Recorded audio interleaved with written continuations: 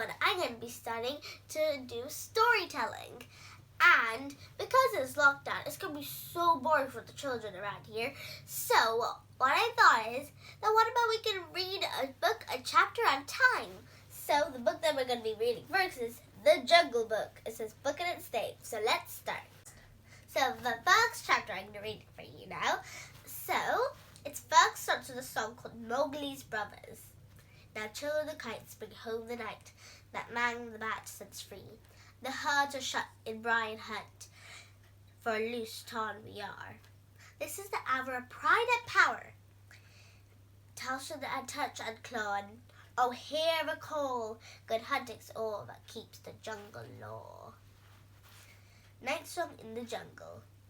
It was 7 o'clock of a very warm evening in Season Hills when Father Wolf woke up from his day's rest, scratched himself, yawned, and spread out his paws one after another to get rid of that sleeping feeling in their tips. Mother Wolf laid with her big gray nose dropped across her 4 tumbling sweeting clubs, and the moon shone into the mouth of the cave where they all lived. "Arr!" said Father Wolf. "It is time to hunt again." And he was going down to Spring Hill down when a little shadow with a bushy tail crossed the threshold and whined, "Good luck go with you, O sheep of the wolves, and good luck and strong white teeth go with the noble children, that they may never forget the hunger in this world." It was the jackal, to Bali the dish of liquor. The wolves in India despite Krahan because he ran about making mishti, telling tales, and eating rags, a piece of leather from the village rubbish heaps. But they are never afraid of him too, because Tabao is more than anyone else in the jungle. It was apt to go mad, and when he forgets that he was never afraid of anyone, and runs through the forest, biting everything in his way.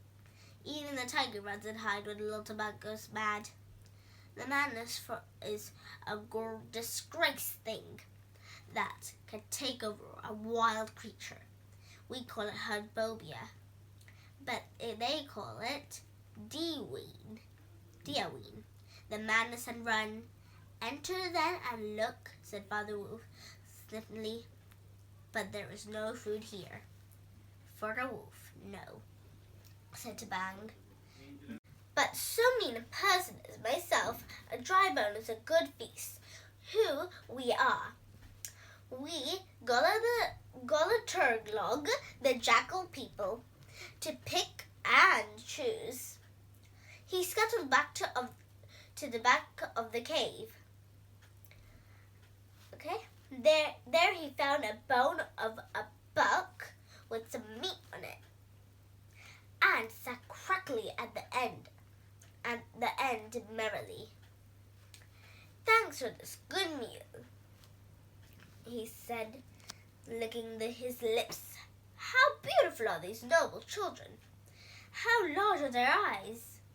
And so young too! Indeed. I have remembered that children of the kings are men from the beginning." Now Tabak knew, as well as anyone else, that there is nothing so unlucky as to plate up children to their faces, and it was pleased to see Mother and Father Wolf look uncomfortable. Tabak sat still, rejoicing in the mistake that he had made. Then he said spitefully, "Sharkan, the big one." He shifted his hunting grounds. He would hunt among these hills for the next moon. So he has told me. Sharkan the tiger, who lived near the Wangla River 20 miles away. He has no right, Father Wolf said. Father Wolf began angrily. By the laws of the jungle, he has no right to change his quarters without due warning. He will frighten every head of the game within 10 miles, and I'll have to kill for 2 days. Two these days. His mother did not call him longer the Flame One for nothing, said Mother Wolf quietly. He has been lame in 1 foot of his birth. That is why he has only killed cattle. Now the villagers from the Wagga are angry with him, and he has come to make our villagers angry. They will scour the jungle for him when he is far away. And we and our children must run when the grass sets alight. Indeed, we are grateful to Shere Khan. Shall I tell him of your gratitude, said Tabak. Out, snapped Father Wolf. Out and hunt with their master. Thou hast done harm enough for 1 night. I go, said Tabak quietly. Yeah, we can hear Shere Khan low in the thickets. I might have saved myself the message. Father Wolf listened, and below down in the valley, ran down to a little river. He heard dry, angry, snarling sing-song of a tiger who has caught nothing and does not care if all the jungle knows. The fool, said Father Wolf, to begin night work with that noise. Does he think that our buck are like his fat walkabout lots? Shush! It is never bullock or nor block he hunts tonight, said Father Wolf. It is a man. The wine has to change to a sort of humming purr that seemed to come from every quarter of a compass. It was the noise of a bellwether's woodcutters, and just be sleeping in open and made the man sometimes into the very mouth. Man, said Father Wolf, showing his white teeth. Far, they are not enough beetles and frogs in the tank that he must eat man. And on our ground too, the jungle law, which never orders anything without a reason, forbids every beast to eat a man except when he is killing to show children how to kill. And then he must hunt outside the hunting grounds of his pack or tribe. The real reason for this is that the man killing means, sooner or later, the arrival of the white men on the elephants with guns and hundreds of brown men with guns and rockets and torches, and everyone in the jungle suffers. The reason the beasts get among themselves is that the man is the most weakest and most defenseless of the living things, and it is unsportsmanlike to touch him. They say too, and it is true. The man-eaters become mangy and lose their teeth. The purr grew louder and ended in the full-throated arf. The purr grew louder and ended in a full-throated arf of the tiger's charge. Then there was a howl of untigerish howl from the Shere Khan. He has missed. The Father Wolf, said Mother Wolf. What is it? Father Wolf ran out a few pieces and heard Shere Khan muttering and mumbling savagely as he tumbled about in the scrub. The fool has no more sense than to jump at a woodcutter's campfire, and has burned his feet, said Father Wolf with a grunt. Shere Khan is with him. Something is coming uphill, said Mother Wolf. Twitched one ear. Get ready. The bushes rustled a little in a thicket, and Father Wolf dropped his archers under him, ready for his leap.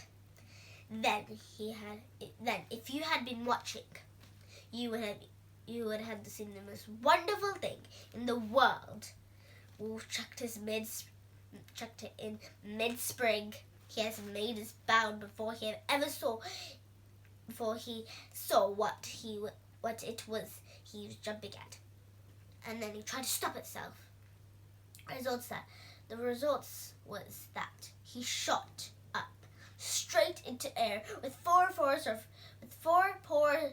or 5 feet, landing almost where he left the ground. Man, he snapped. A man cub, look, directly in front of him. Holding on a low branch stood a naked brown baby who would just walk as soft as a dimpled little atom as ever came to a wolf's cave at night. He looked up Father Wolf's face and laughed. Is that a man cub?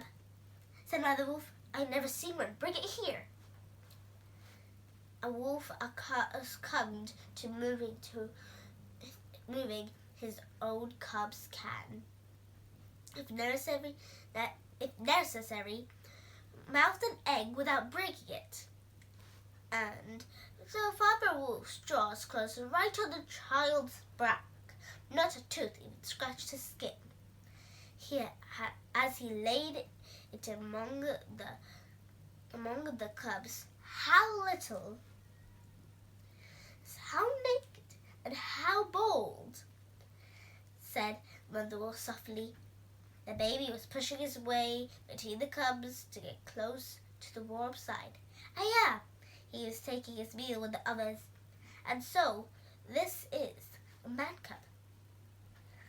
How now there ever a wolf that could boast a man's cub among their children? I've never heard now and again of such a thing, but never in a wolf pack or in my time, said Father Wolf. He is altogether without hair. I could kill him with a touch of my foot. But he looks up and is not afraid. The moonlight was blocked out of the mouth of the cave. The Shere Khan, the great square head and shoulders were thrust into the entrance. To back behind him was squealing, my lord, it went in here. Shere Khan does us great honor, said Father Wolf, but his eyes were very angry. What does Shere Khan need? My query, a man cub went this way, Shere Khan, said Shere Khan. Its parents have run off. Give it to me. Shere Khan jumped at a woodcutter camp fire, as Father Wolf had said, and his fury from the pain of his burned feet, said Father Wolf knew that the mouth of the cave was too narrow for a tiger to come in by. Even there he was, Shere Khan's shoulder and 4 paws were cramped for what of a room, as a man would be tired to fight in a barrel. The wolves were free people, said Father Wolf. They never take orders from the head of the pack, and not from any striped cattle killer. The man's cub is ours to kill if we choose. Do not choose. What talk is this of choosing? By the bull that I killed, I am to stand nosing into your dog's den for my fair dues. It is I, Shere Khan, who speak. The tiger roared, filled the cave with thunder. Mother Wolf shook herself clear off the cubs, and sprang forward to eyes of 2 green moons in the darkness, facing the blazing eyes of Shere Khan. And it is I, Rasha, the demon, who answered. The man cubs is mine, Lagar, mine. To me, he shall not be killed. He shall live to run with the pack and hunt with the pack. And in the end, ooh, look you, hunter of a naked cub, froggy to fish killer, he shall hunt thee. Now get hence, or by the Sherma that I killed, I eat no starved cattle. Back those goes to my mother, burned beast of the jungle, lamer than the earnest in the world. Go! Father Wolf looked amazed. He has almost forgotten these days when he won Mother Wolf in a fair fight from 5 other wolves when he ran in the pack and was not called the demon's complex sake. Shere Khan has faced Mother Wolf, but not stand up against Mother Wolf, for he knew that where he was, she had all the advantage on the ground and would fight to death. So he backed out the cave mouth, growling, and then he was clear. He shouted, "Each dog barks in his own yard. We will see what the pack will forsetter of the man cubs." That's the end of a chapter. Let's see part 2, which will come next. We will see what will happen in the next episode. Bye! Till then. Don't forget to subscribe and like and press the bell button. Bye!